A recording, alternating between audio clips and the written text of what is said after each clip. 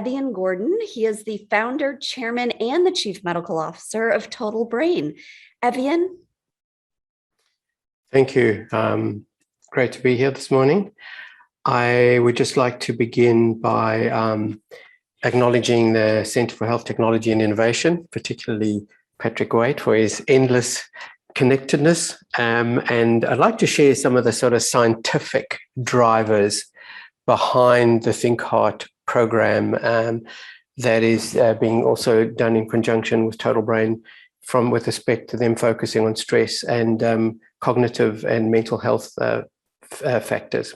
So essentially, this program is drawing upon the extraordinary data and history of clinics that have brought together Calm, Move, Eat, and Connect in some form.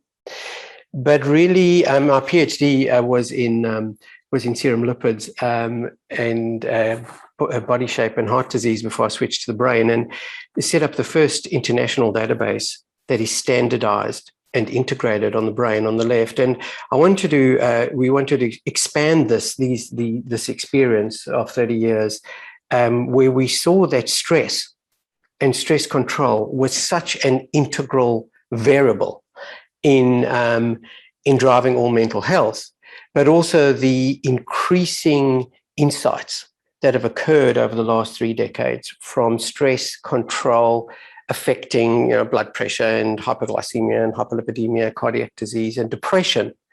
And that interconnectedness, where the initial goal was to expand the database to include cardiac rehab and stress and depression, essentially.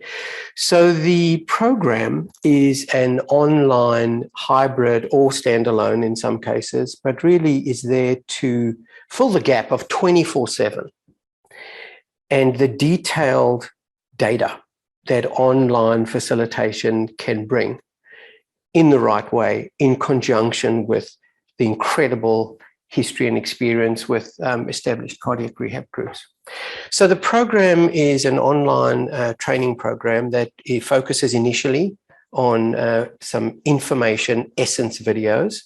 And I have to acknowledge Pat Dunn, the most remarkable collaborator and wise person in so many ways in cardiac rehab, who focuses on the exercise. Jennifer Franklin, a very experienced nutrition and health coach, and Shelley Carson from Harvard, who's just been wonderful in adding the importance of connection in this confluence of stress and sleep, and really the connectedness, oxytocin kind of addition of bonding to the power of really helping people self-empower with respect to dopamine buzzes, winning benefits in this Calm, Move, Eat, and Connect synergy. The assessment is deliberately also bringing together the most cutting edge insights that we learned from the International Brain Database that are particularly relevant to stress, but also obviously the standard metrics for cardiac disease. And so all the usual suspects, but and of course Life Simple 7 at the front end, but online assessments of stress, of heart rate variability 24/7, of course of lipids, omega-3/6 metrics, genetics. There's a lot of reasons why we are pretty interested in exploring the genetics of stress and inflammation in particular, and of course working with very experienced research cardiac imaging groups, of course, and bringing the latest insight in cardiac imaging as well. And then I suppose the third point is kind of the most important in many ways, which is the details in the way that we can train people online to build the habits of Calm, Move, Eat, and Connect. And then, of course, transfer those habits into a lifestyle. So there are training centers. All of this is done online, and the coaching is done through Zoom or text, emails, just depending on the individual case and clinic. So I'd say that the epicenter is really bringing the wellness plan, the specifics of what and when and why and how people are going to train, and really helping to coach and daily tips and daily personalization enhancement to ensure that the engagement is beyond just perfunctory, and that what we saw in the stress database and in the mental health database, it's not that easy to rewire the brain, as we all know, for anything. And so drawing on the rich tapestry of the field of behavior change, and no one has a monopoly of wisdom on this, and certainly we don't, but to bring the most evidence-based pieces to bear to personalize and iterate and interact as much as possible.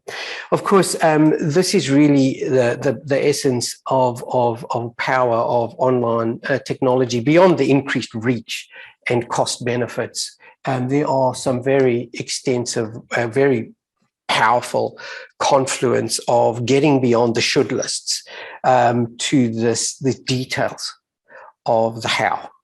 The how do you actually rewire your brain in a way, and this is not simple because, of course, people can be negatively biased, they can be positively biased, they can be introverts or extroverts. We know that the readiness to change factor is critical. And then all the details of rewiring any habit, the simplest to the most complex. So all of these are beyond the scope of this few-minute discussion, but that is a big part of the integration and standardization in this process.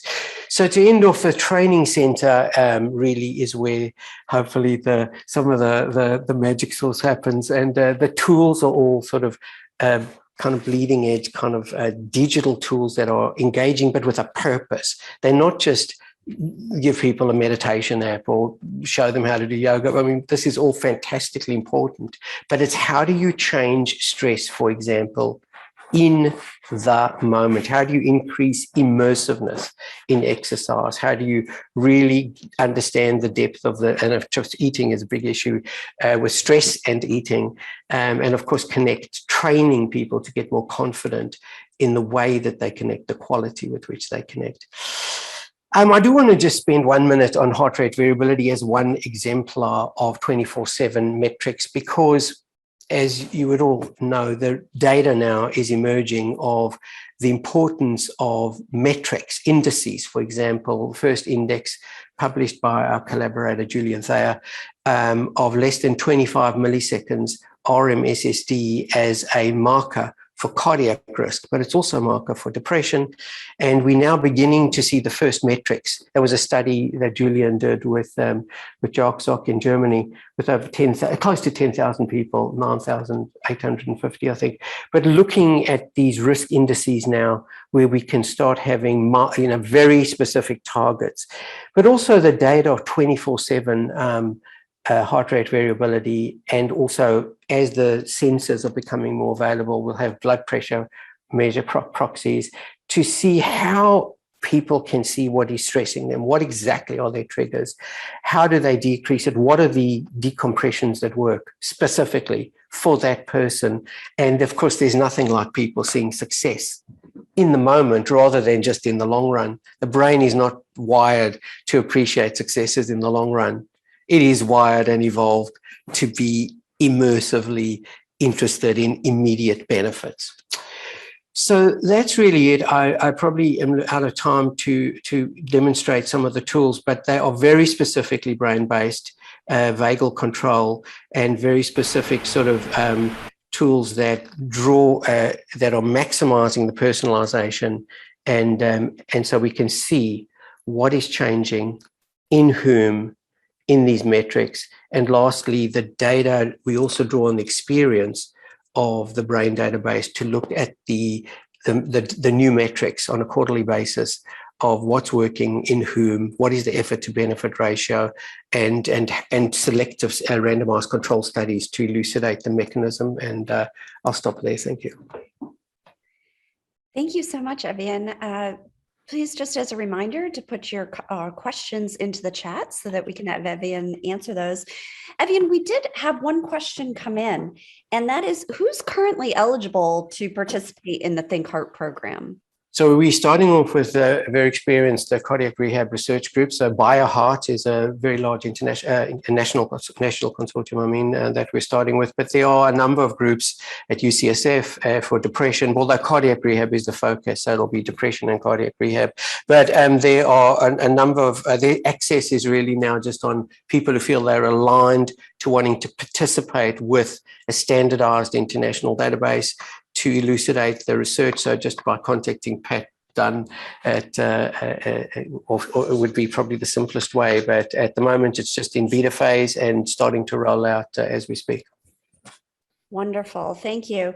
Another question, or maybe a comment, but that you could just speak a little bit more about. The audience really liked the link between brain and heart health and the treatments being very similar. Could you just do a little bit of a deeper dive into that for us?